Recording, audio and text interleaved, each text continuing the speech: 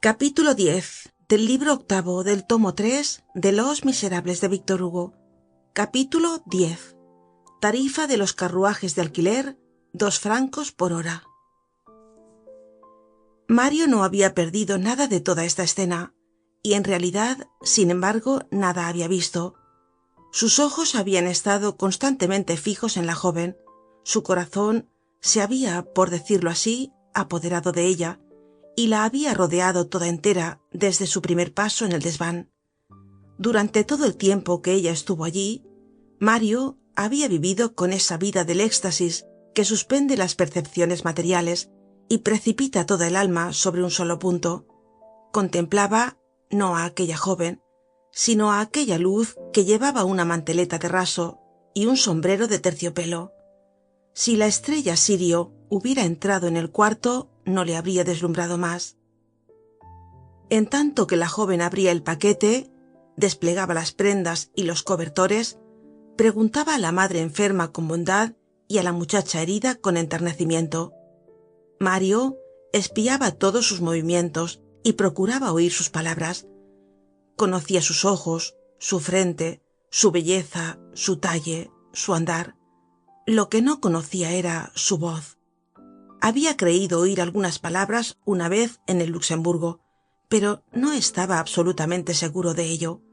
Hubiera dado 10 años de su vida por oírla, por poder llevar en su alma un poco de aquella música, pero todo se perdía en las declamaciones lastimeras y en las jeremiadas de Jondrette, lo cual irritaba verdaderamente a Mario, aun en medio de su éxtasis. No apartaba de ella los ojos. No podía imaginarse que fuese realmente aquella criatura divina la que veía en medio de seres tan inmundos en aquel monstruoso tugurio. Parecíale ver un colibrí entre sapos. Cuando la joven salió, él solo tuvo un pensamiento: seguirla, no perder sus huellas, no dejarla hasta saber dónde vivía, no volverla a perder, a lo menos después de haberla hallado tan milagrosamente. Saltó de la cómoda y cogió su sombrero. Al poner la mano en el picaporte cuando iba ya a salir, le detuvo una reflexión. El corredor era largo, la escalera estrecha y empinada, Jondrette muy charlatán, el señor Blanco no habría aún subido en su coche, y si volviéndose en el corredor, en la escalera o en el portal, le veía en aquella casa, evidentemente se alarmaría y hallaría medio de escapar de nuevo, y otra vez habría acabado todo. ¿Qué hacer? Esperar un poco, pero mientras esperaba, el carruaje podría marchar. Mario se hallaba perplejo. Por fin se arriesgó y salió de su cuarto. No había ya nadie en el corredor. Corrió a la escalera. Tampoco había nadie en la escalera. Bajó a escape y llegó al boulevard a tiempo para ver a un coche de alquiler volver la esquina de la calle del Petit Banquier y entrar en París. Mario se precipitó en aquella dirección. Al llegar a la esquina del boulevard, volvió a ver el coche que bajaba rápidamente por la calle Mouffetard. El coche estaba ya muy lejos y no había medio de alcanzarle. ¿Qué hacer? ¿Correr detrás de él? Imposible. Además, desde el carruaje podrían observar que un individuo corría a todo escape en su persecución y el padre le conocería. En aquel momento, casualidad inaudita y maravillosa, Mario vio un cabriolé de alquiler que pasaba vacío por el boulevard. Solo había un partido que tomar: subir en el cabriolé y seguir al coche. Esto era seguro, eficaz.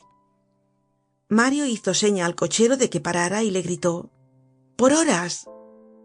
Mario estaba sin corbata.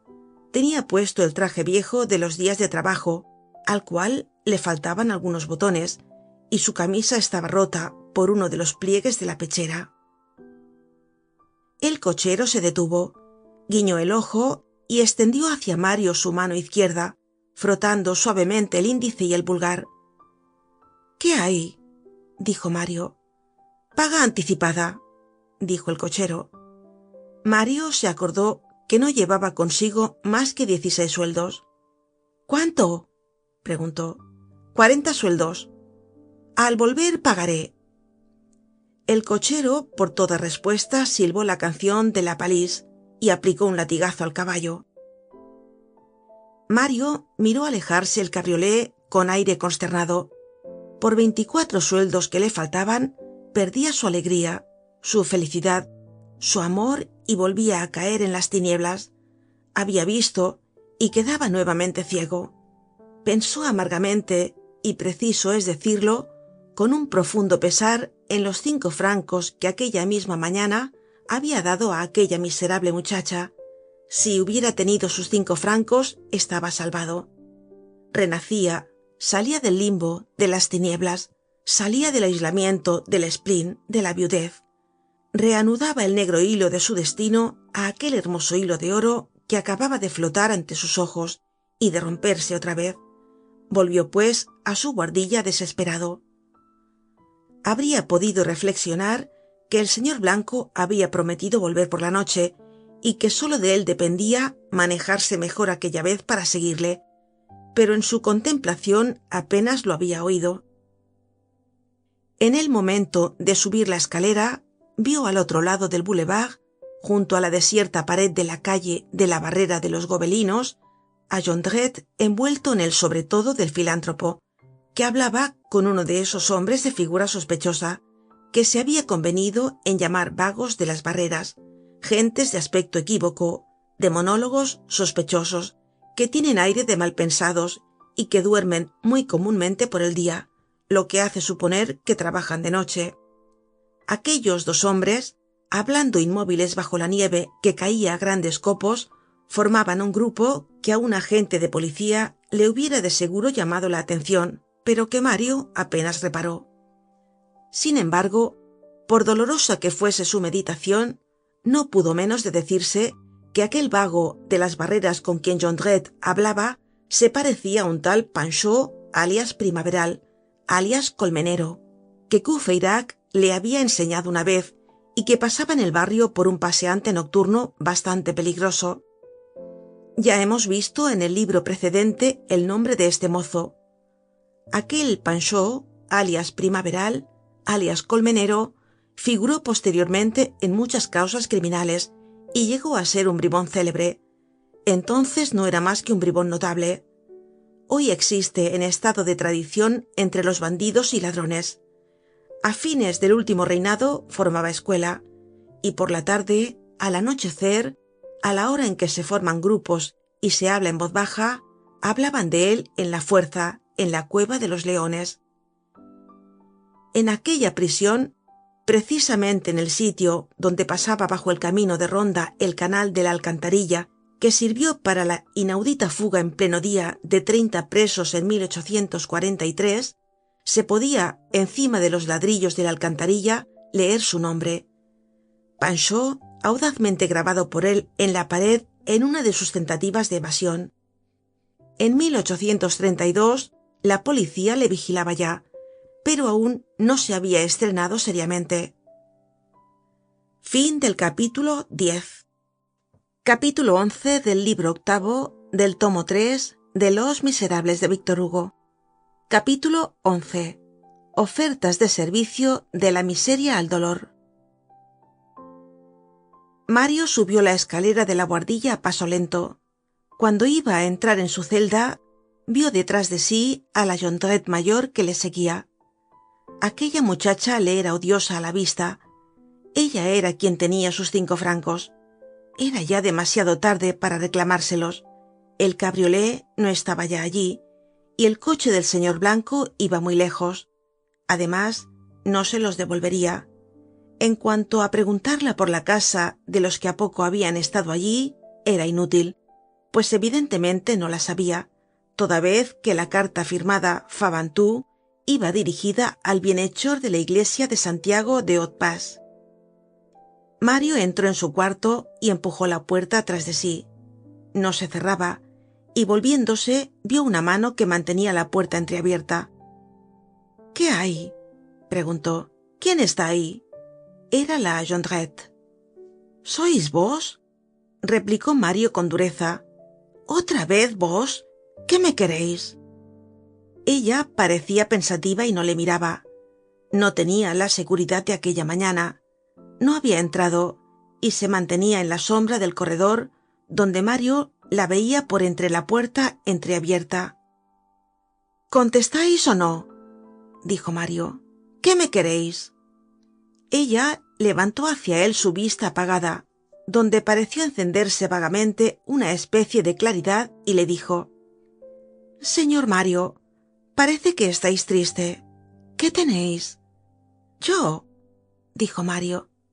Sí, vos. No tengo nada. Sí. No. Os digo que sí. Dejadme en paz. Mario empujó nuevamente la puerta, pero ella continuó reteniéndola abierta. Mirad, dijo, hacéis mal. Aun cuando no seáis rico, habéis sido bueno esta mañana. Sedlo también ahora. Me habéis dado para comer. Decidme ahora lo que tenéis. Estáis apesadumbrado. Eso se ve a la legua. No quisiera que tuvierais pena ninguna. ¿Qué hay que hacer para ello? ¿Puedo serviros en algo? Empleadme. No os pregunto vuestros secretos. No necesito que me los digáis, pero, en fin, puedo seros útil. Bien puedo ayudaros, pues que ayudo a mi padre. Cuando es menester llevar cartas, ir a las casas, preguntar de puerta en puerta, hallar unas señas, seguir a alguno, yo sirvo para eso. Pues bien, confiadme lo que tenéis. Iré a hablar a las personas. Algunas veces alguien que hable a las personas basta para que se sepan las cosas, y todo se arregla. Servíos de mí. Una idea atravesó por la imaginación de Mario. ¿Quién desdeña una rama cualquiera cuando se siente caer? Acercóse a la Jondrette. Oye, la dijo. Esta le interrumpió con un relámpago de alegría en los ojos. Sí, sí, tuteadme. Prefiero eso. Pues bien, replicó.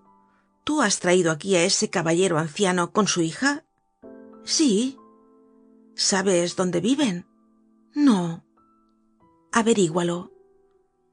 La mirada de la Jondrette, de triste, se había vuelto alegre. De alegre se tornó sombría. ¿Es eso lo que queréis?, preguntó. Sí. ¿Los conocéis acaso? No. Es decir, replicó vivamente, no la conocéis, pero queréis conocerla. Aquellos los que se habían convertido en la tenían un no sé qué de significativo y de amargo. Puede eso no, dijo Mario. Tendréis las señas de esa hermosa señorita. Había en las palabras hermosa señorita un acento que importunó a Mario, el cual replicó: En fin, no importa. Las señas del padre y de la hija, sus señas es lo que quiero. La Jondrette le miró fijamente.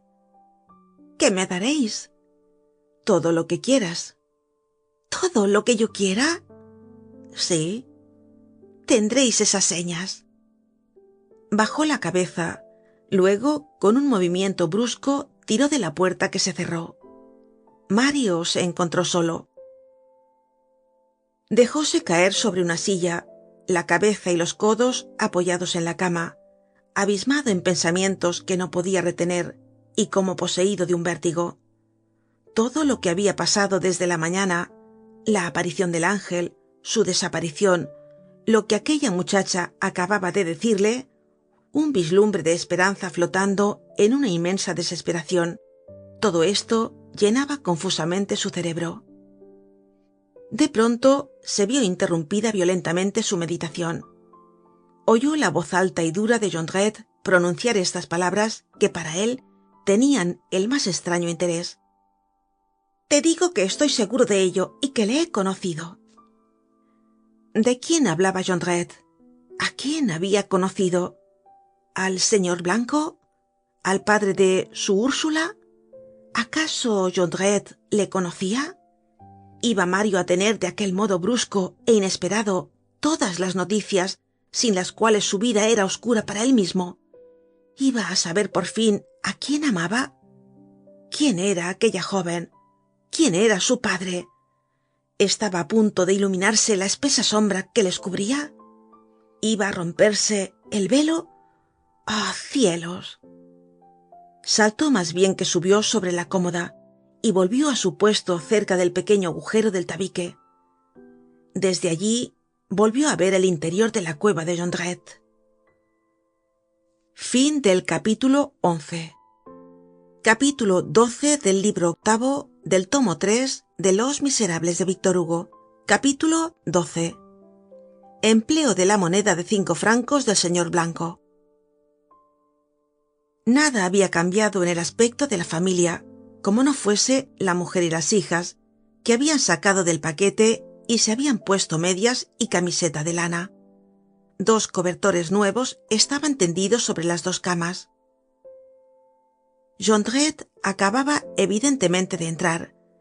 Tenía todavía como una especie de sobrealiento producido por el cansancio. Sus hijas estaban sentadas en el suelo cerca de la chimenea, la mayor curando la mano de la menor.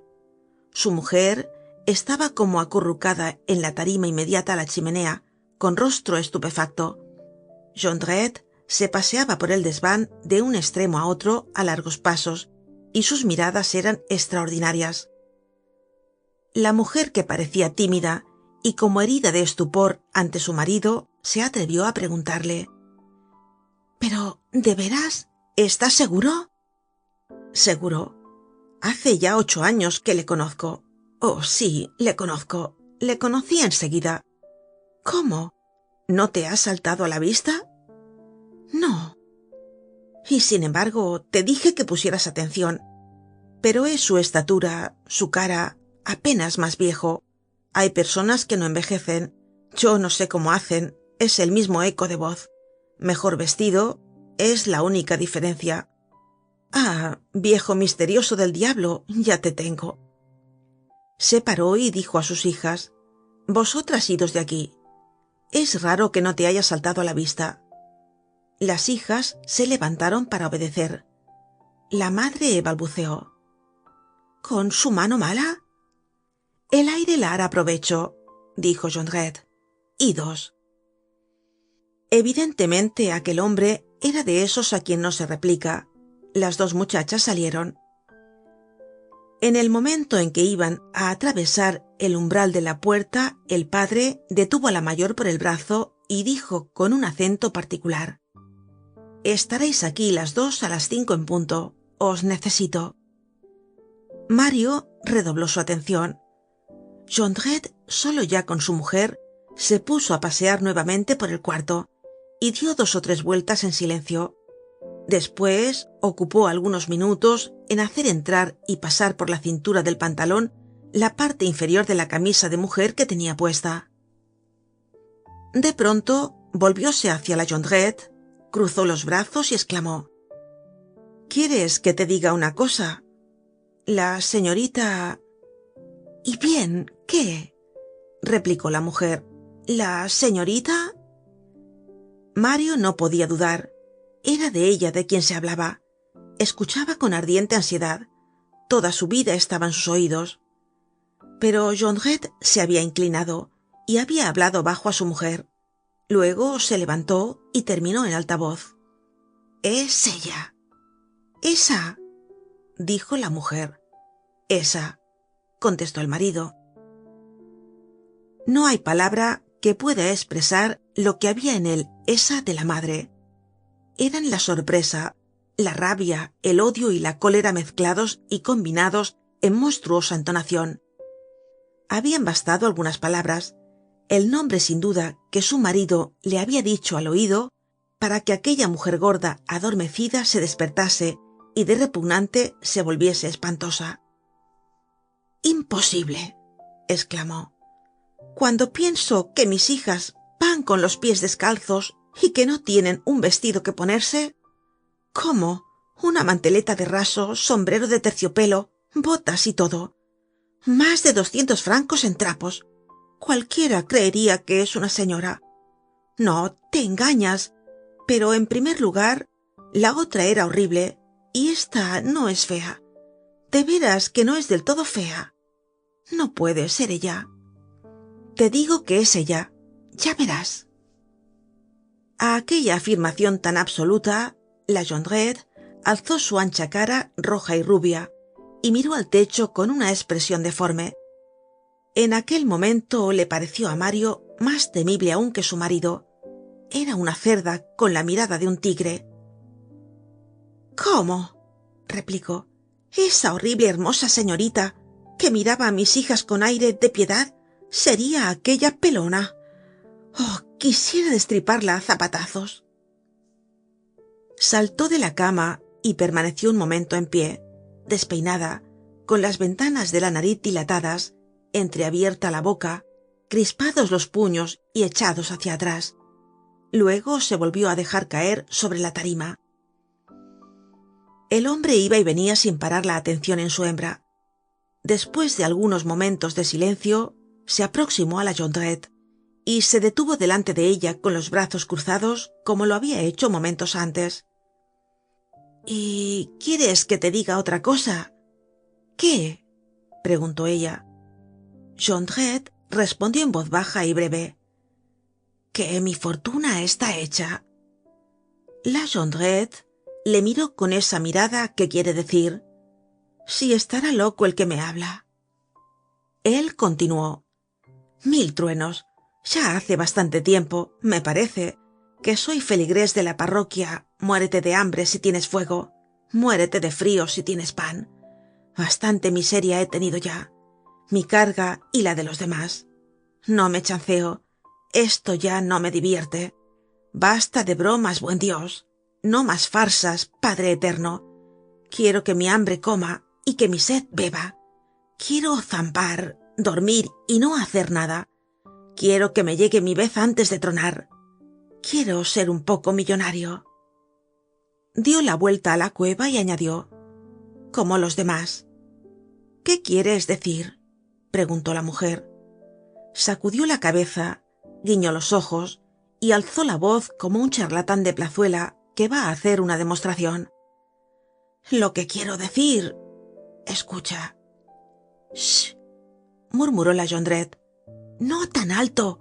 Si vas a hablar de asuntos, no es menester que nos oigan. Bah, ¿quién nos ha de oír? El vecino. Le he visto salir hace poco. Además, que ese gran bestia ni oye, ni ve, ni entiende. Y luego, como ya te he dicho, le he visto salir. Sin embargo, por una especie de instinto, Jondrette bajó la voz, aunque no lo bastante para que sus palabras no llegasen a oídos de Mario. Una circunstancia favorable, y que había permitido a Mario no perder nada de esta conversación, es que la nieve que había caído amortiguaba el ruido de los carruajes en el boulevard. Mario oyó lo siguiente: escucha, el creso está cogido, o como si lo estuviera. Es cosa hecha, todo está arreglado. He visto a algunos amigos. Él vendrá a las 6. Traerá 70 francos. Canalla. ¿Has visto cómo le he enredado para que suelte los 70 francos con mi casero y con el 4 de febrero, que no puede ser fin de trimestre? ¡Qué bestia! Vendrá pues a las 6. A esa hora el vecino se habrá ido a comer. La tía Bougon estará fregando los platos en la ciudad. No habrá nadie en la casa. El vecino no vuelve nunca hasta las 11. Las chicas estarán de escucha. Tú nos ayudarás y él se ejecutará. ¿Y si no se ejecuta? Preguntó la mujer. Jondrette hizo un gesto siniestro y dijo: nosotros le ejecutaremos. Y soltó una carcajada.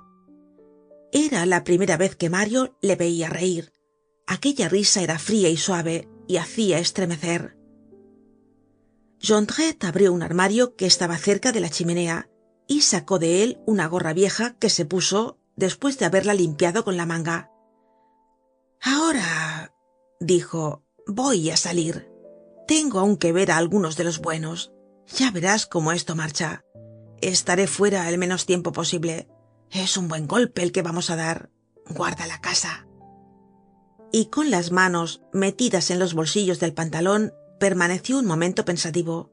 Luego exclamó: ¿sabes que no es mala chiripa que no me haya conocido?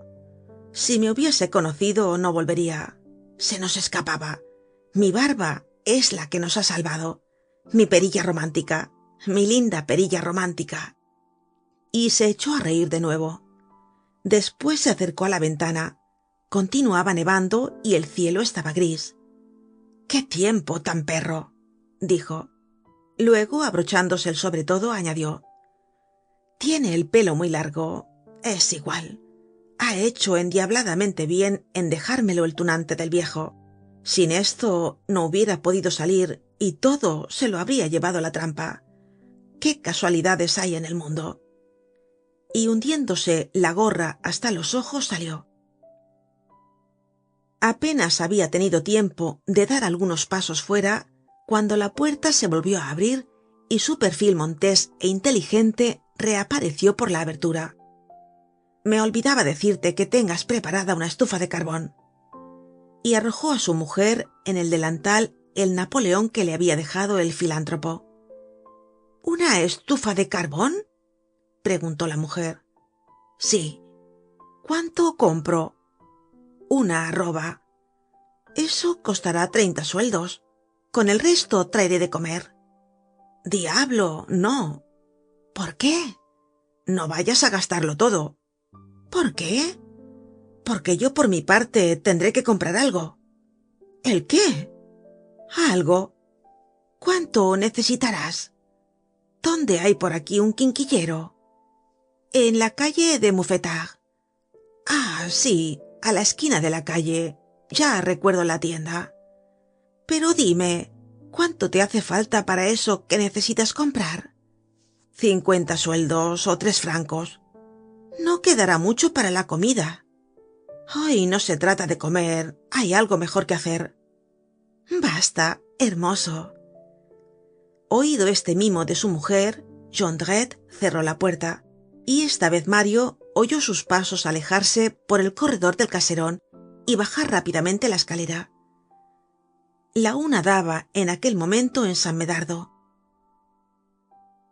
Fin del capítulo 12. Capítulo 13 del libro octavo del tomo 3 de Los Miserables de Víctor Hugo. Capítulo 13.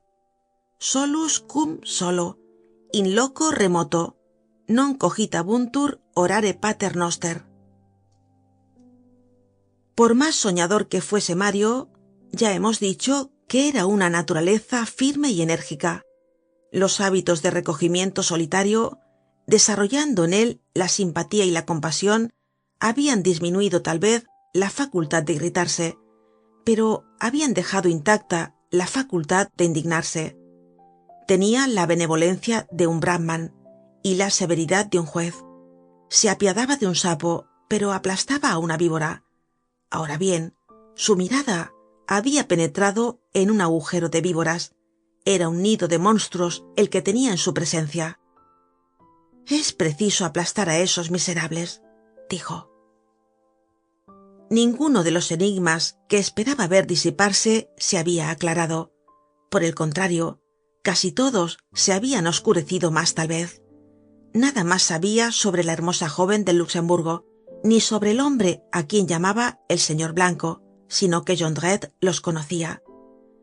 Al través de las tenebrosas palabras que había oído, solo entreveía una cosa distintamente, y era que se preparaba una emboscada oscura pero terrible, que los dos corrían un gran peligro, la joven probablemente, el padre de seguro, que era menester salvarlos, que era preciso deshacer las horribles combinaciones de los Jondrette y romper la tela de aquellas arañas. Observó un momento a la Jondrette. Había sacado de un rincón un viejo hornillo de palastro y andaba revolviendo en sus útiles de hierro viejo. Bajóse de la cómoda lo más suavemente que pudo y cuidando de no hacer el menor ruido.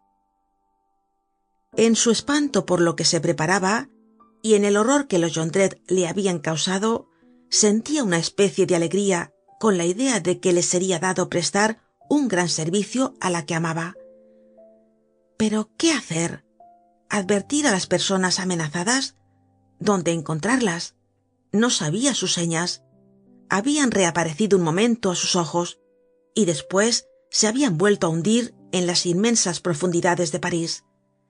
Esperar al señor Blanco á la puerta por la noche, a las 6, en el momento en que llegase, y prevenirle del lazo.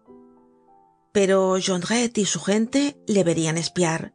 El sitio estaba desierto, serían más fuertes que él, hallarían medio de cogerle o de alejarle, y aquel a quien Mario quería salvar quedaría perdido. Acababa de dar la 1. La emboscada no debía verificarse hasta las 6. Mario tenía 5 horas de que disponer. No había más que una cosa que hacer. Púsose su frac presentable, atóse un pañuelo al cuello, cogió el sombrero y salió, sin hacer más ruido que si hubiese caminado sobre musgo y descalzo. Mientras tanto, la Jondrette continuaba revolviendo sus chismes. Una vez fuera de la casa, se dirigió a la calle del Petit-Banquier. Iba como a la mitad de esta calle, cerca de una tapia muy baja que se podía saltar en ciertos sitios, la cual daba a un terreno erial. Caminaba lentamente, pensativo. La nieve amortiguaba el ruido de sus pasos, cuando de pronto oyó voces que hablaban muy cerca de él. Volvió la cabeza. La calle estaba desierta. A nadie se veía. Estaba en pleno día y, sin embargo, se oían distintamente 2 voces. Tuvo idea de mirar por encima de la pared que costeaba. Había allí, en efecto, 2 hombres pegados a la pared, sentados en la nieve y hablando bajo.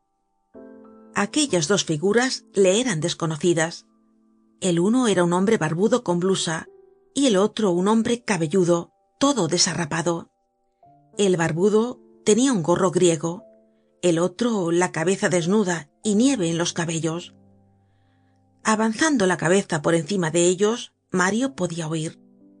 El cabelludo empujaba al otro con el codo y le decía: «Con el patrón Minette la cosa no puede fallar».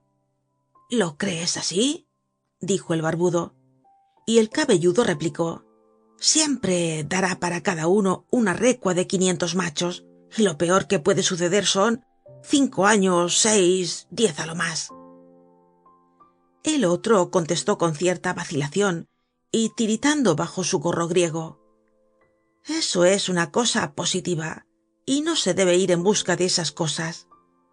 «Te digo que el negocio no puede fallar», replicó el cabelludo. «Desataremos la culebra». Luego se pusieron a hablar de un melodrama que habían visto la víspera en el teatro de la Gaité. Mario continuó su camino. Parecíale que las palabras oscuras de aquellos hombres, tan extrañamente ocultos detrás de la pared y acurrucados sobre la nieve, tal vez no dejaban de tener alguna relación con los abominables proyectos de Jondrette. Este debía ser el negocio. Dirigióse hacia el arrabal de San Marcelo y preguntó en la primera tienda que encontró dónde había un comisario de policía. Indicáronle la calle de Pontoise y el número 14. Mario se encaminó allá. Al pasar por delante de una panadería, compró un panecillo de 2 sueldos y le comió, previendo que no comería más aquel día. Mientras andaba, hizo justicia a la providencia. Pensó que si no hubiese dado por la mañana sus 5 francos a la hija de Jondrette, hubiera seguido al coche del señor Blanco, y por consiguiente lo habría ignorado todo. Nada se hubiera opuesto a la celada de los Jondrette, y el señor Blanco estaba perdido, y sin duda alguna su hija con él. Fin del capítulo 13. Capítulo 14 del libro 8 del tomo 3 de Los Miserables de Víctor Hugo. Capítulo 14. Donde un agente de policía da 2 cachorrillos a un abogado. Al llegar al número 14 de la calle de Pontoise, subió al piso principal y preguntó por el comisario de policía. «El señor comisario de policía no está», contestó una ordenanza de la oficina, «pero hay un inspector que le reemplaza. ¿Queréis hablarle? ¿Es cosa urgente?» «Sí», dijo Mario. El ordenanza le introdujo en el gabinete del comisario. Un hombre de alta estatura estaba allí en pie, detrás de un enrejado apoyado en una estufa, y levantando con sus dos manos los faldones de un gran carrick de 3 esclavinas. Tenía cara cuadrada, boca pequeña y firme, espesas patillas entrecanas, muy erizadas, y una mirada capaz de registrar hasta el fondo de los bolsillos. Hubiérase podido decir de aquella mirada no que penetraba, sino que registraba. Aquel hombre tenía el aire no menos feroz y no menos temible que Jondrette.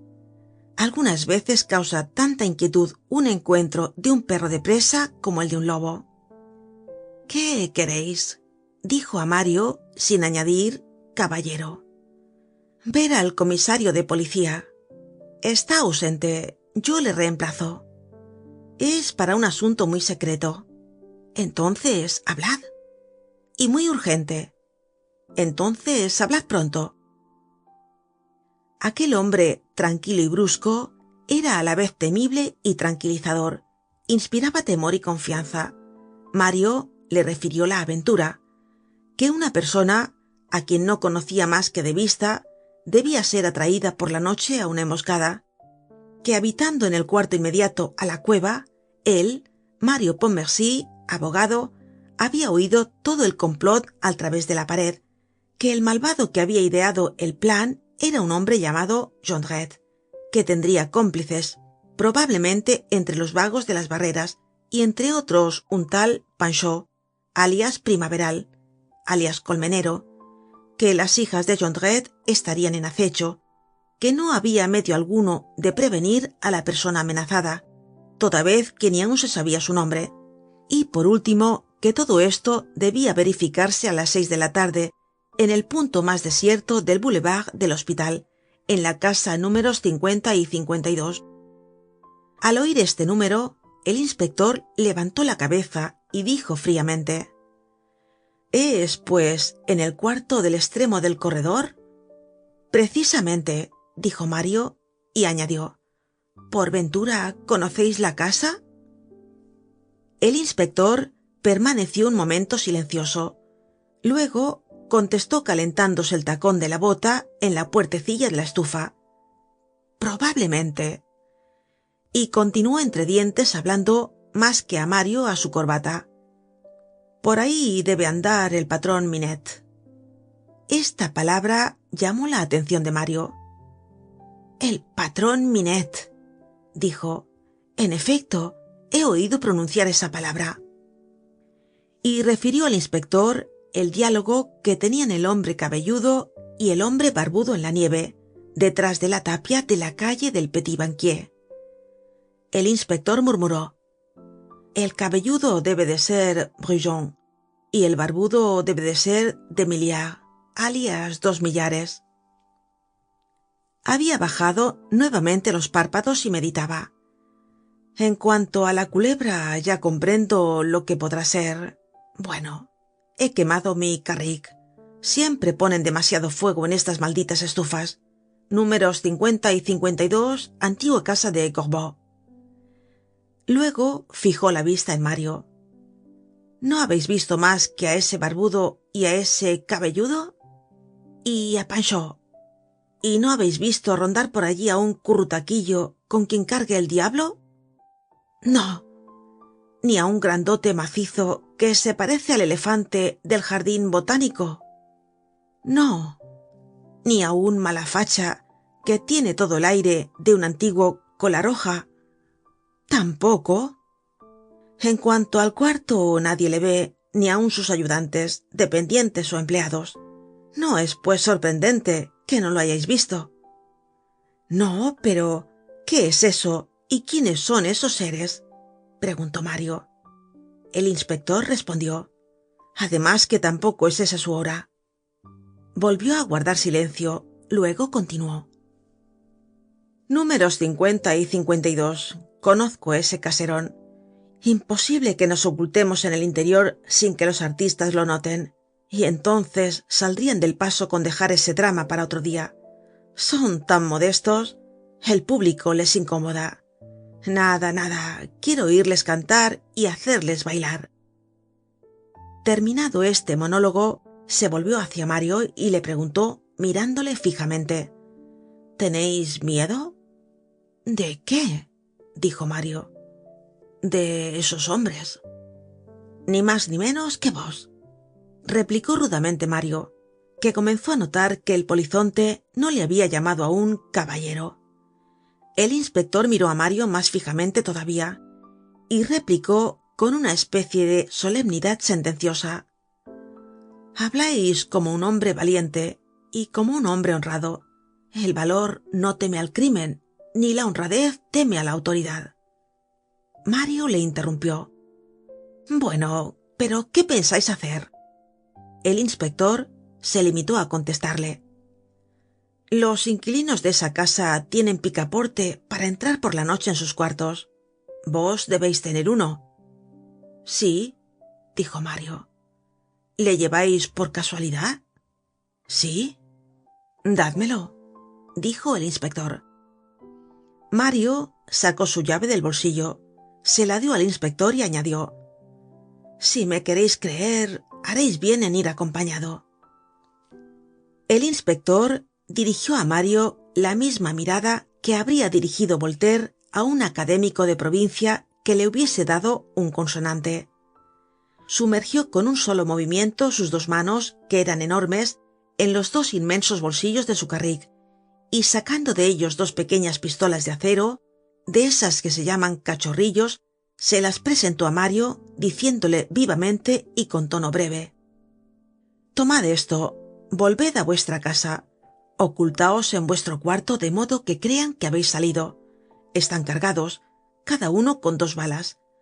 Observaréis, pues, que hay un agujero en la pared, como me habéis dicho. Esa gente irá. Dejadla obrar. Y cuando juzguéis la cosa a punto, y que es tiempo de prenderlos, tiraréis un pistoletazo. No antes. Lo demás es cosa mía. Un tiro al aire, al techo, a donde se os antoje. Sobre todo que no sea demasiado pronto. Aguardad a que haya principio de ejecución. Vos sois abogado y sabéis lo que esto quiere decir. Mario cogió las pistolas y las metió en el bolsillo del pecho de su frac. Eso hace mucho bulto, se ve, dijo el inspector. Metedlas más bien en los bolsillos del pantalón.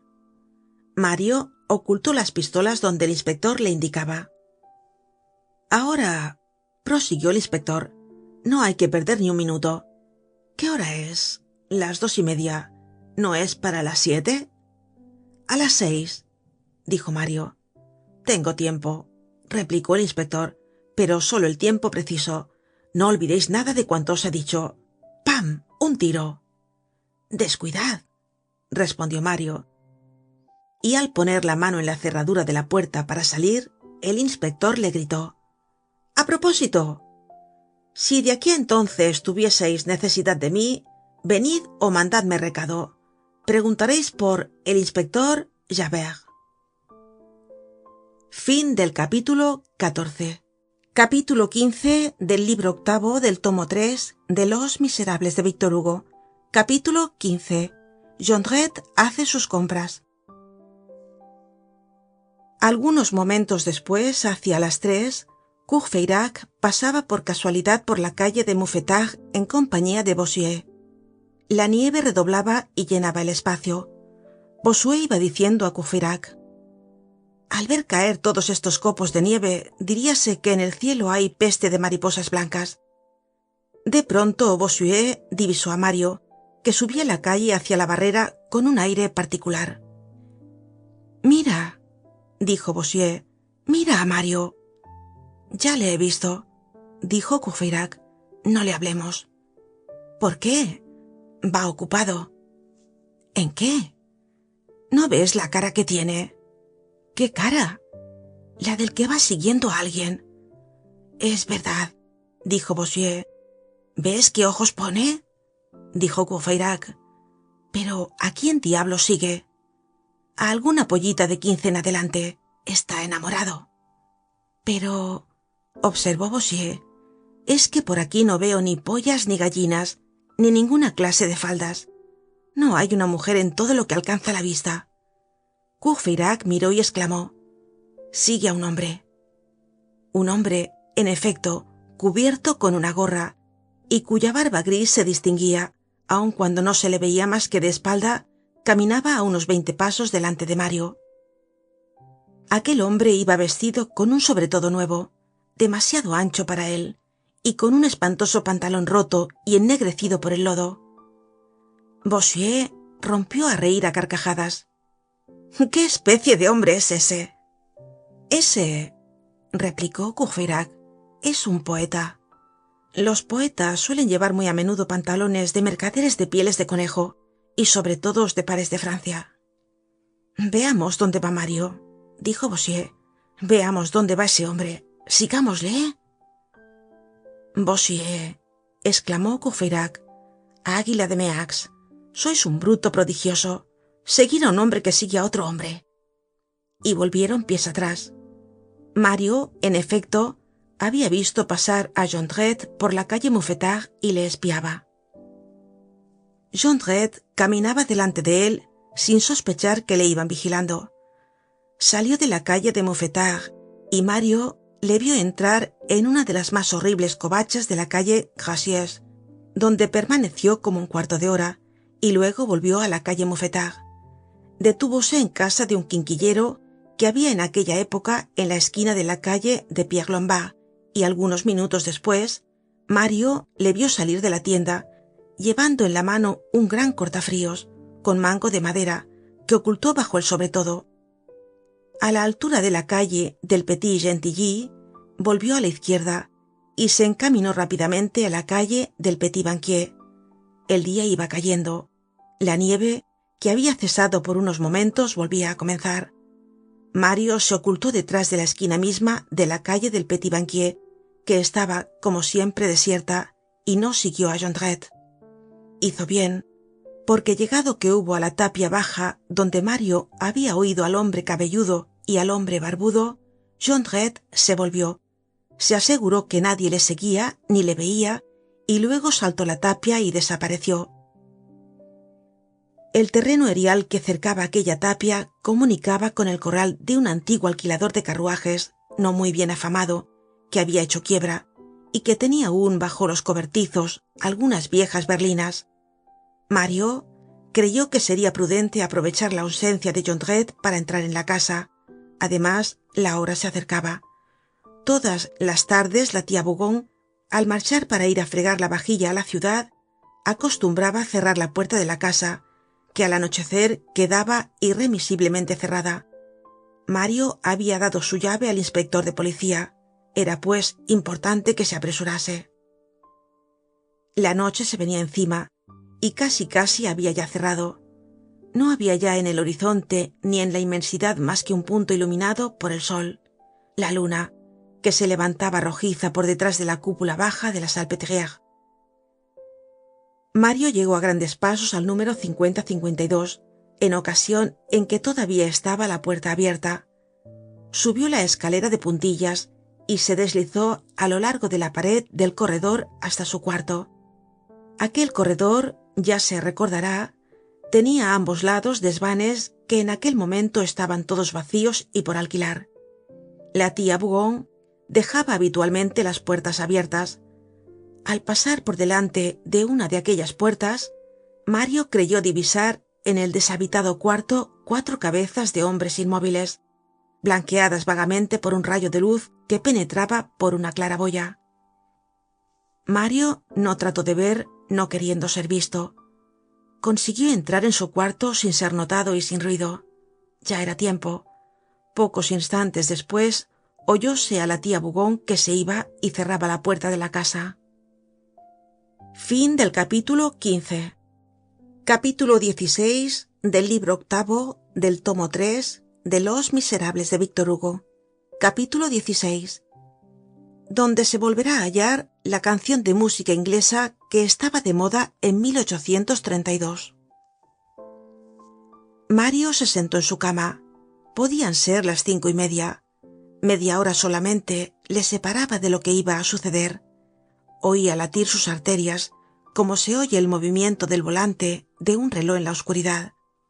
Pensaba en aquella doble marcha que se efectuaba en aquel momento en las tinieblas, el crimen avanzando de un lado, la justicia avanzando del otro. No tenía miedo, pero no podía pensar sin cierto sobresalto en lo que iba a suceder. Como a todo aquel a quien repentinamente asalta una aventura sorprendente, aquel día entero le causaba el efecto de un sueño, y para no creerse juguete de una pesadilla necesitaba sentir en sus bolsillos el frío de las 2 pistolas de acero. Ya no nevaba. La luna, cada vez más clara, se desprendía de las nubes, y su luz, mezclada con el reflejo blanquecino de la nieve que había caído, daba a la habitación un aspecto crepuscular. En el tugurio de los Jondrette había luz. Mario veía brillar el agujero de la medianería con una claridad rojiza que le parecía sangrienta. Era evidente que aquella claridad no podía ser producida por una vela. Además, en casa de los Jondrette no se notaba movimiento ninguno. Nadie se movía, nadie hablaba, no se oía un soplo. El silencio era glacial y profundo, y sin aquella luz se hubiera creído que se estaba al lado de un sepulcro. Mario se quitó suavemente las botas y las metió debajo de la cama. Transcurrieron algunos minutos. Mario oyó la puerta de la calle girar sobre sus goznes. Un paso pesado y rápido subió la escalera y recorrió el corredor. Levantó el pestillo de la puerta con ruido. Era Jondrette que entraba. Eleváronse al momento muchas voces. Toda la familia estaba en el desván, solamente que en ausencia del dueño callaban todos, como callan los lobeznos en ausencia del lobo. Soy yo, dijo. Buenas noches, papaíto, chillaron las hijas. Y bien, dijo la madre. Todo va perfectamente, respondió Jondrette, pero tengo un frío de perros en los pies. Bueno, eso es, te has vestido. Será preciso que puedas inspirar confianza. Estoy pronta para salir. No olvidarás nada de lo que te he dicho. Lo harás bien todo. Descuida. Es que... dijo Jondrette, y no acabó la frase. Mario le oyó dejar algo pesado sobre la mesa, probablemente el cortafríos que había comprado. Ah, exclamó Jondrette, aquí se ha comido. Sí, dijo la madre. He traído 3 grandes patatas y sal. Me he aprovechado del fuego para asarlas. Bueno, replicó Jondrette, mañana os llevaré a comer conmigo. Habrá pato y accesorios. Comeréis como Carlos X. Todo va bien. Luego añadió bajando la voz. La ratonera está abierta. Los gatos están ahí. Bajó todavía más la voz y dijo: Pon esto al fuego. Mario oyó el ruido del carbón empujado con una tenaza u otro instrumento de hierro, y Jondrette continuó: ¿Has dado sebo a los goznes de la puerta para que no metan ruido? Sí, respondió la madre. ¿Qué hora es? Las 6 darán pronto, porque la media hace ya rato que dio en San Medardo. Diablo, dijo Jondrette, es menester que las chicas vayan a ponerse en acecho. Venid aquí vosotras y escuchad. Hubo un cuchicheo. La voz de Jondrette se elevó de nuevo. ¿Ha marchado la tía Bougon? Sí, dijo la madre. ¿Estás segura de que no hay nadie en el cuarto del vecino? No ha vuelto en todo el día, y ya sabes que esta es su hora de comer. ¿Estás segura? Segurísima. Es igual, replicó Jondrette, pero no estará demasiado verlo. Chica, coge la luz y ve a ver si el vecino está en su cuarto. Mario se dejó caer a 4 pies y se deslizó silenciosamente bajo su cama. Apenas se había escondido cuando divisó la luz al través de las junturas de la puerta. ¡Papá! Gritó una voz. ¡Ha salido! Mario conoció la voz de la hija mayor. ¿Has entrado? Preguntó el padre. No, respondió la hija, pero cuando su llave está en la cerradura es señal de que ha salido. El padre gritó: ¡Entra, sin embargo! La puerta se abrió y Mario vio entrar a la Jondrette mayor con una vela en la mano. estaba como por la mañana, solo que más espantosa con aquella claridad. Marchó derecha hacia la cama. Mario pasó un inexplicable momento de ansiedad, pero cerca de la cama había un espejo colgado en la pared, y allí era donde ella se dirigía. Empinóse sobre la punta de los pies y se miró. En la pieza inmediata se oyó un ruido como de remover hierro viejo. La chica se alisó el pelo con la palma de la mano y dirigió al espejo varias sonrisas, mientras cantaba con voz ronca y sepulcral. Duraron mis amores una semana, en amores la dicha nunca fue larga. A durarse 8 días es poco tiempo. Debieran los amores, ay, ser eternos. Mario continuaba temblando. Parecíale imposible que no oyese su respiración. La Jondrette se dirigió a la ventana y miró al exterior, hablando alto, con ese aire alocado que tenía. «Qué feo es París cuando se pone camisa blanca», dijo. Volvió al espejo e hizo nuevas muecas, contemplándose sucesivamente de frente y de costado. «¿Y bien?», gritó el padre. «¿Qué es lo que haces?». «Miro debajo de la cama y de los muebles», respondió continuando la operación de alisarse el pelo. «No hay nadie». «Ea», aulló el padre, «pronto aquí y no perdamos tiempo». Voy, contestó. «No hay tiempo para nada en esta casuca». Y volvió a cantar. «Me dejáis por marchar a la gloria. Seguirá el corazón vuestros pasos». Dirigió una última mirada al espejo y salió cerrando la puerta. Un momento después, Mario oyó el ruido de los pies desnudos de las chicas en el corredor y la voz de Jondrette que les gritaba: «Poned cuidado. La una al lado de la barrera, la otra a la esquina de la calle del Petit Banquier. No perdáis de vista un minuto la puerta de la casa, y en notando la menor cosa, inmediatamente aquí. Subid de 4 en 4 los escalones. Tenéis una llave para entrar». La hija mayor murmuró: «Hacer centinela con los pies descalzos sobre la nieve». «Mañana tendréis botas de seda color de escarabajo», dijo el padre. Bajaron las chicas la escalera, y algunos segundos después, el ruido de la puerta que se cerraba anunció que ya estaban fuera. No quedaban ya en la casa más que Mario y los Jondrette, y probablemente también los misteriosos seres divisados por Mario a la luz del crepúsculo, detrás de la puerta del deshabitado desván. Fin del capítulo 16. Capítulo 17 del libro octavo del tomo 3 de Los Miserables de Víctor Hugo. Capítulo 17. Empleo del Napoleón de Mario. Mario creyó que había llegado el momento de volver a ocupar su puesto en su observatorio. En un abrir y cerrar de ojos, y con la agilidad de sus pocos años, se halló junto al agujero de la medianería. Miró. El interior de la habitación de los Jondrette ofrecía un aspecto singular, y Mario se explicó la extraña claridad que en ella había observado. En un candelero de cobre ardía una vela de sebo, pero no era esta la que alumbraba realmente el cuarto. Toda la cueva estaba como iluminada por la reverberación de una gran estufa de palastro colocada en la chimenea y llena de carbón encendido. Era la estufa que la Jondrette había preparado por la mañana. El carbón estaba hecho ascua y la estufa roja.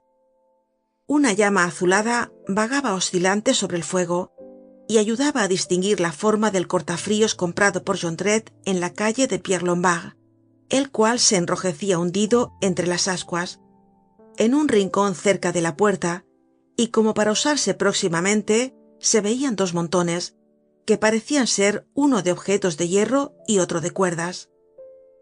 Todo esto, para el que no hubiese sabido lo que se preparaba, hubiera hecho vacilar la imaginación entre una idea siniestra y otra sencillísima. La cueva, iluminada de aquel modo, parecía más bien una fragua que una boca del infierno, pero Jondrette, con aquella claridad, más tenía el aire de un demonio que de un herrero. El calor de la estufa era tal que la vela colocada sobre la mesa se deshacía por el lado del fuego, consumiéndose como cortada a bisel. Una antigua linterna sorda, de cobre, digna de Diógenes convertido en cartucho, estaba puesta sobre la chimenea. La estufa, colocada en el mismo fogón al lado de los tizones casi apagados, enviaba su vapor por el conducto de la chimenea y no daba olor. La luna, entrando por los 4 cristales de la ventana, arrojaba su luz blanquecina en el purpúreo llameante desván, y a la poética imaginación de Mario, soñador aún en el momento de la acción, parecíale como un pensamiento celeste mezclado con los deformes sueños de la tierra. Una corriente de aire que entraba por el vidrio roto contribuía a disipar el olor del carbón y a disimular la estufa. Recordando cuanto hemos dicho sobre el caserón de Gorbeau, se vendrá en conocimiento de que la cueva de Jondrette se hallaba admirablemente situada para servir de teatro a un hecho violento y sombrío y de manto a un crimen. Era el cuarto más retirado de la casa más aislada del boulevard más desierto de París. Parecía hecho a propósito para las sorpresas criminales, de tal modo que si éstas no existiesen, allí se hubieran podido inventar. Todo el espesor de una casa y una porción de cuartos deshabitados separaban aquel antro del boulevard, y la única ventana que tenía daba a solares desiertos cerrados con tapias o empalizadas. Jondrette había encendido su pipa. Estaba sentado sobre la silla desfondada y fumaba. Su mujer le hablaba por lo bajo. Si Mario hubiera sido Courfeyrac, es decir, uno de esos hombres que se ríen de todas las ocasiones de la vida, habría soltado la carcajada cuando su mirada cayó sobre la Jondrette. Esta tenía un sombrero negro con plumas, muy parecido a los sombreros de los reyes de armas de la consagración de Carlos X. Un inmenso pañuelo tartán cubría su vestido de punto, y adornaban sus pies los zapatos de hombre que su hija había desdeñado por la mañana. Este tocado es el que había arrancado a Jondrette aquella exclamación: «Bueno, te has vestido, has hecho bien. Es preciso que puedas inspirar confianza».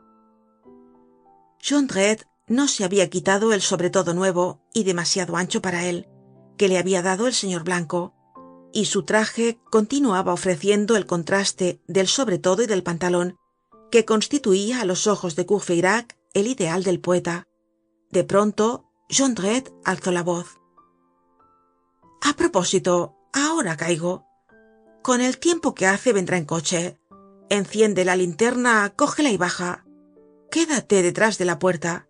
En el momento en que oigas pararse el carruaje, la abrirás. Subirá y le alumbrarás por la escalera y el corredor. Y mientras entra aquí, bajarás a todo escape.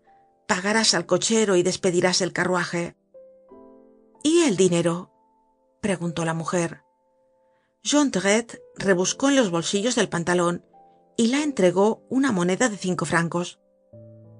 «¿De dónde te ha venido todo esto?», exclamó la mujer. Jondrette respondió con dignidad: «Es el monarca que dio el vecino esta mañana». Y añadió: «¿Sabes que aquí hacen falta 2 sillas?» «¿Para qué?». «Para sentarse». Mario sintió correr por todo su cuerpo un estremecimiento glacial al oír a la Jondrette dar esta tranquila respuesta. «Pardiez, voy a buscarte las del vecino». Y con un movimiento rápido abrió la puerta del desván y salió al corredor.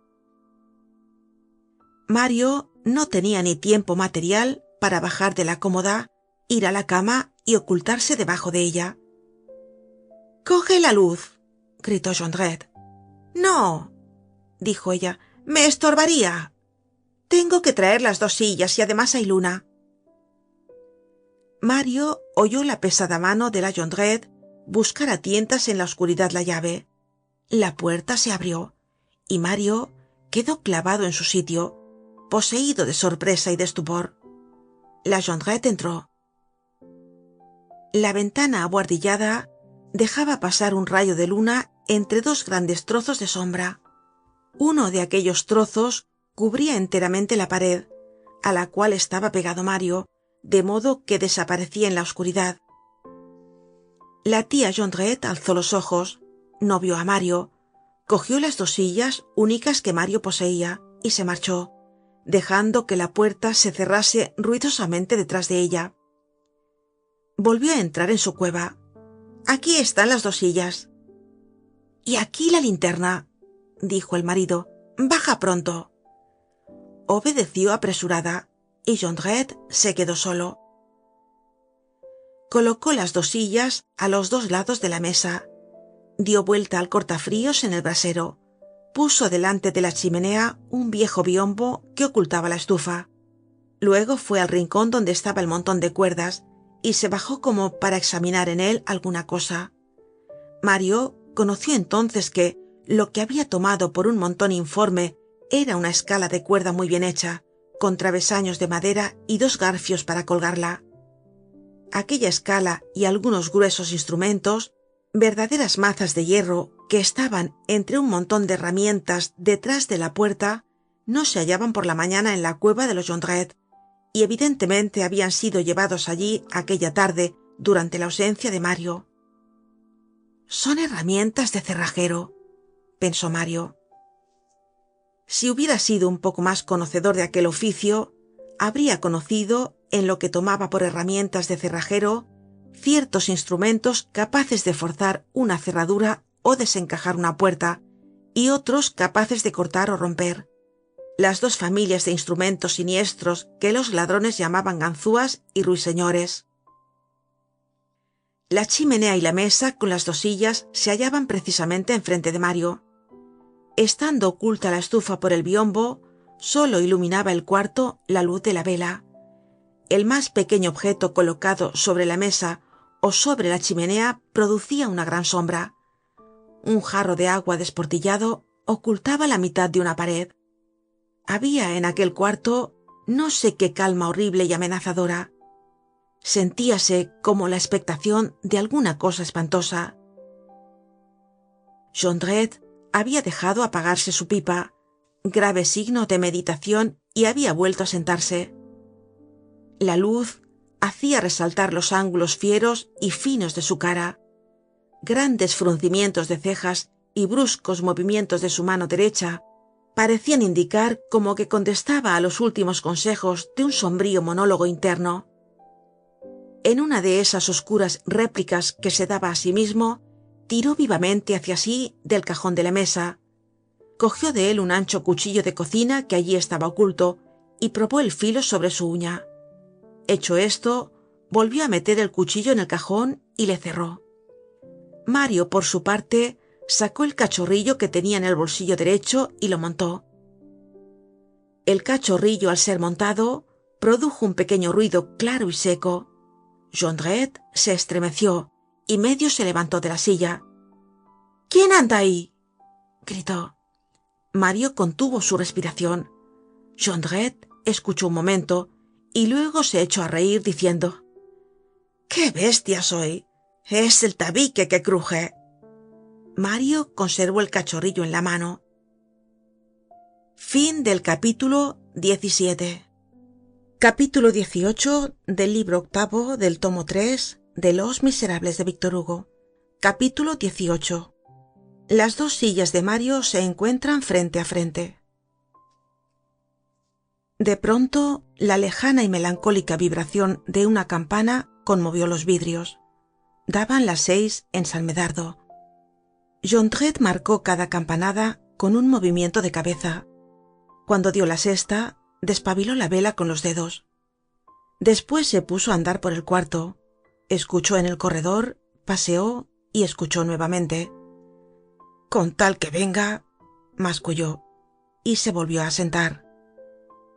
Apenas se había sentado, se abrió la puerta. La tía Jondrette la había abierto, y permaneció en el corredor haciendo una horrible mueca amable, iluminada de abajo arriba por uno de los agujeros de la linterna sorda. Entrad, señor, dijo. Entrad, mi bienhechor, repitió Jondrette, levantándose precipitadamente. Apareció a la puerta el señor Blanco.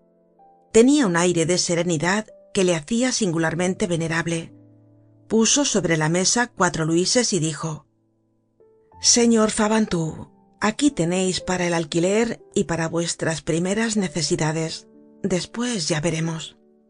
Dios os lo pague, mi generoso bienhechor, dijo Jondrette, y acercándose rápidamente a su mujer, añadió: despide el coche.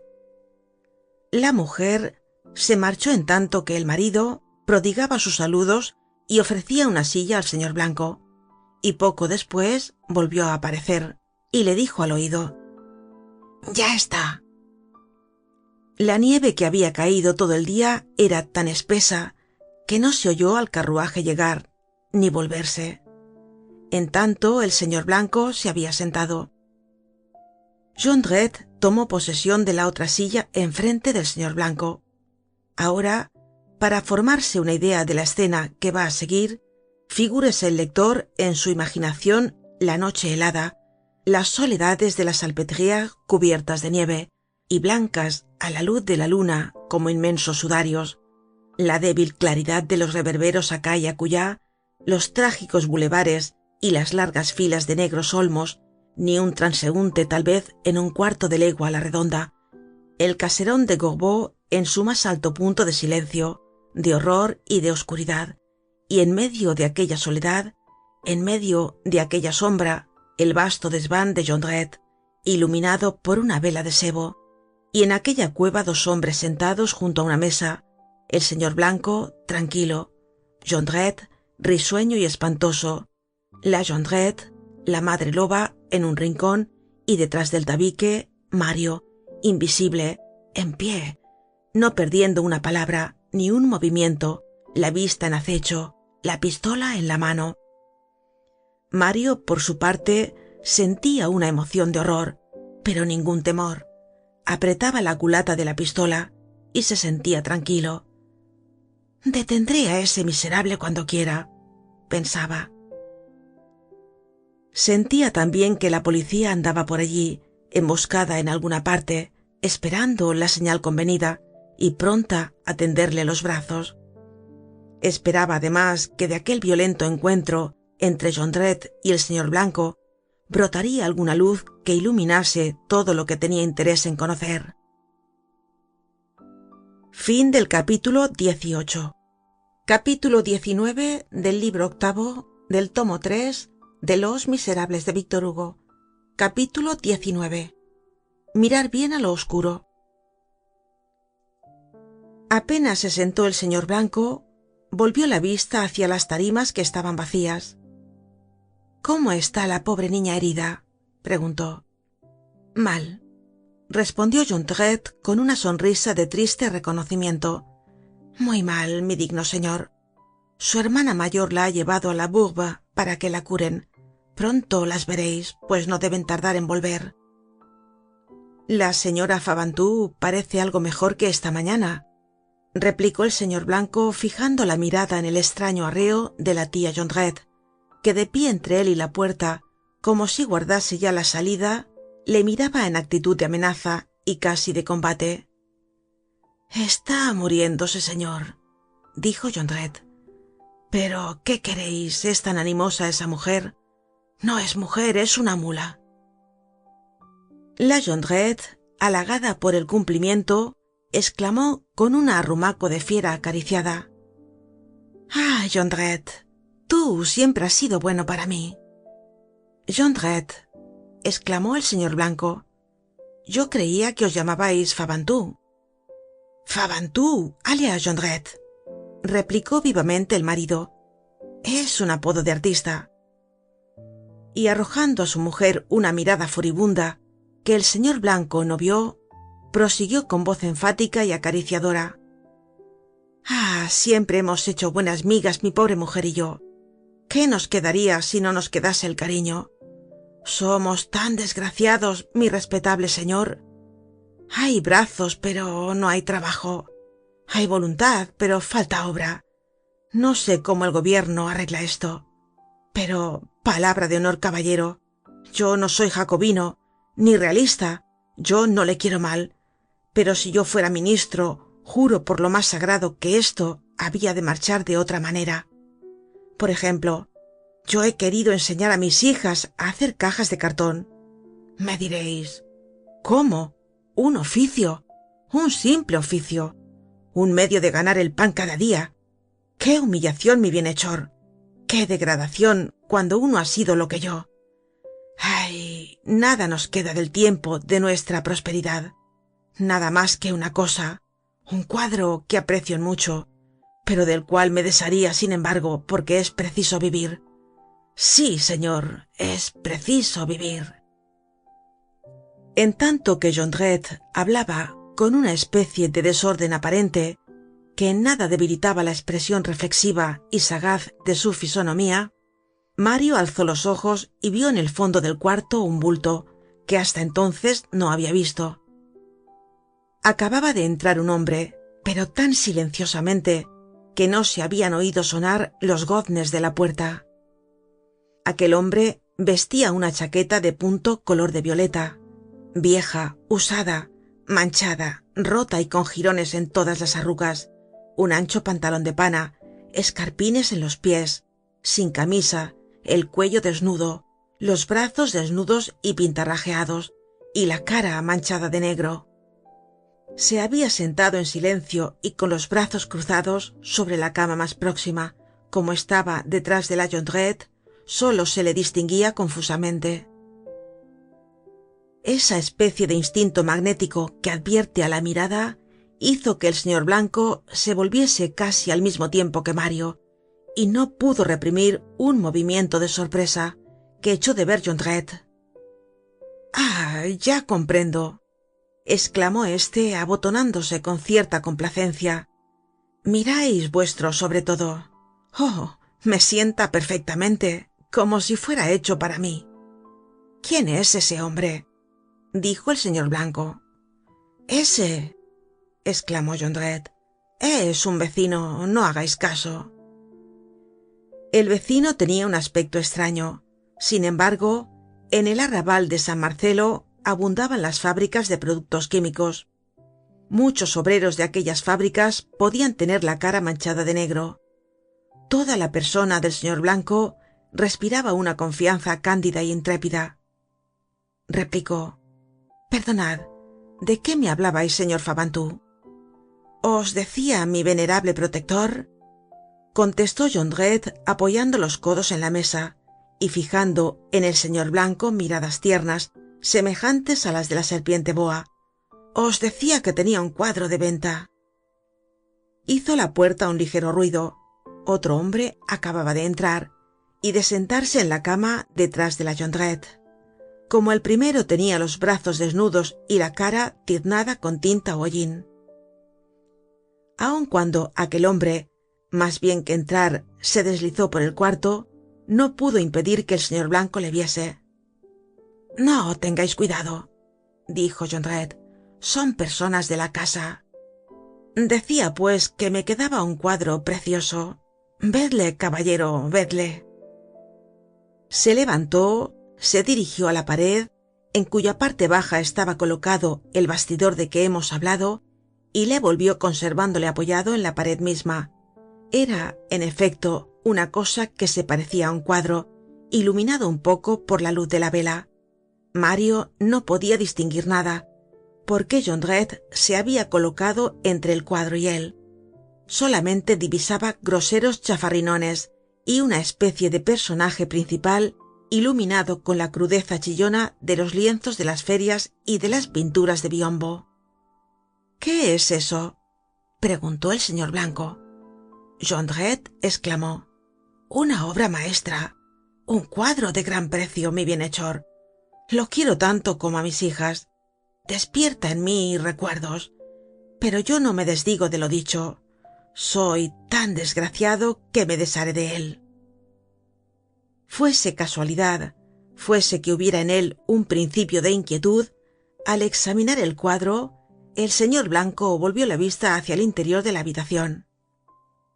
Había ya allí 4 hombres, 3 sentados en la cama, uno en pie cerca de la puerta, todos 4 con los brazos desnudos, inmóviles y el rostro tiznado de negro. Uno de ellos, que estaba sentado en la cama, se apoyaba en la pared y tenía los ojos cerrados. Hubiérase dicho que dormía. Era viejo. Sus cabellos blancos sobre su cara negra eran horribles. Los otros dos parecían jóvenes. El uno era barbudo y el otro cabelludo. Ninguno tenía zapatos. Los que no llevaban escarpines tenían los pies desnudos. Jondrette observó que la mirada del señor Blanco se fijaba en aquellos hombres. Son amigos, vecinos, dijo. Están tiznados porque trabajan en carbón. Son fumistas. No hagáis caso de ellos, mi bienhechor, pero compradme mi cuadro. Compadeceos de mi miseria. No os lo venderé caro. A vuestro ver, ¿cuánto vale? Pero, dijo el señor Blanco, mirando a Jondrette con ceño y como hombre que se pone en guardia. Eso no es más que una muestra de taberna y valdrá unos 3 francos. Jondrette replicó con amabilidad. ¿Tenéis ahí vuestra cartera? Me contentaré con 1000 escudos. El señor Blanco se levantó, apoyó la espalda en la pared y paseó rápidamente su mirada por el cuarto. Tenía a Jondrette a su izquierda del lado de la ventana y a la Jondrette y los 4 hombres a la derecha por el lado de la puerta. Los 4 hombres no pestañeaban ni aun parecían verle. Jondrette había comenzado de nuevo su arenga con acento tan plañidero, miradas tan vagas y entonación tan lastimera, que el señor Blanco podía creer muy bien que la miseria había vuelto loco a aquel hombre. Si no me compráis mi cuadro, mi querido bienhechor, decía Jondrette, no tengo recurso ninguno, ni me queda otro medio más que tirarme al río. Cuando pienso que he querido enseñar a mis hijas a hacer cajas de cartón entre finas y a hacer cajas de aguinaldos.